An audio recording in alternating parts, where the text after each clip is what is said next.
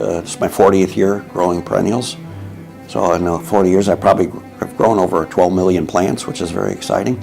And it's provided opportunities to do gardens for the Millennium Park in Chicago, the modern wing of the Art Institute in Chicago, and the Shedd Aquarium. Their new oceanarium was an exciting project.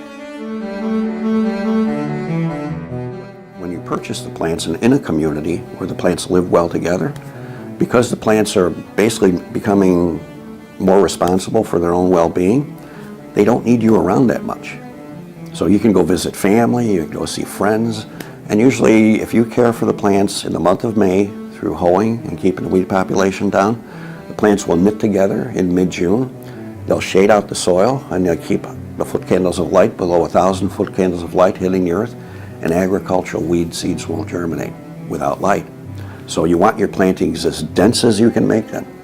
And every plant on earth lived in intimacy, just like human beings do. I don't know one human being that wants to stay 4 feet from another human being for the rest of their lives. Everybody loves to hug. Everybody loves intimacy. Everybody loves sensuality. And plants have lived that same way on earth. So when you knit them together in a closed community, your labor goes down July, August, September, October, because the weed seeds just have no opportunity to thrive. Any place you have a gap where sunlight's exposed to soil, weeds will come there. And weeds basically are just there to heal the earth. Weed seeds germinate quickly, cover the earth to keep the sun from solarizing the soil to harm those 300 million living beings in the soil. So weeds aren't evil. They're basically a gift to the planet, heal the earth that human beings have scarred for time eternal. For the last 4,000 years, we've done nothing but scar the earth. And that's why we have such a prevalent population of weed seeds. There's not a plant on earth that genetically has ever grown in accumulated wood. They don't know how to do it.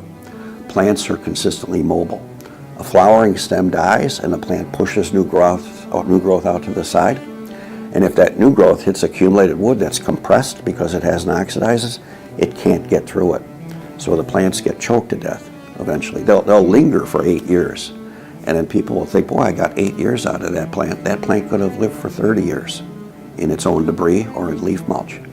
And then the wood doesn't oxidize. And because it builds up, it reduces the oxygen flow between the soil and the air.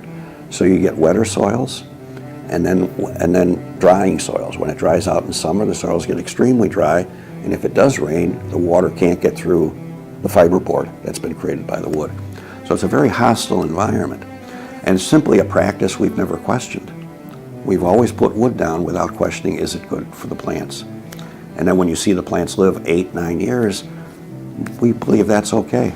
Because we've never questioned, should a perennial live 30 years? Should a perennial live 40 years, 20 years? And each plant has its own lifestyle. But nowhere is wood of value to even trees and shrubs. Leaf mulch, and if you have trees and shrubs, the best thing you can do is put sedges under them. Sedges look like grasses.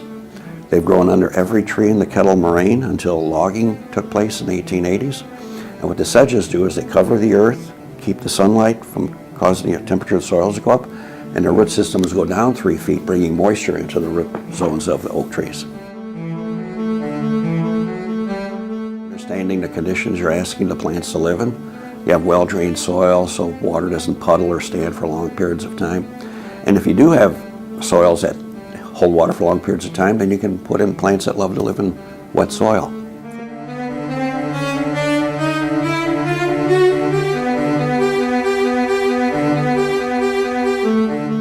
So there's a plant for every place.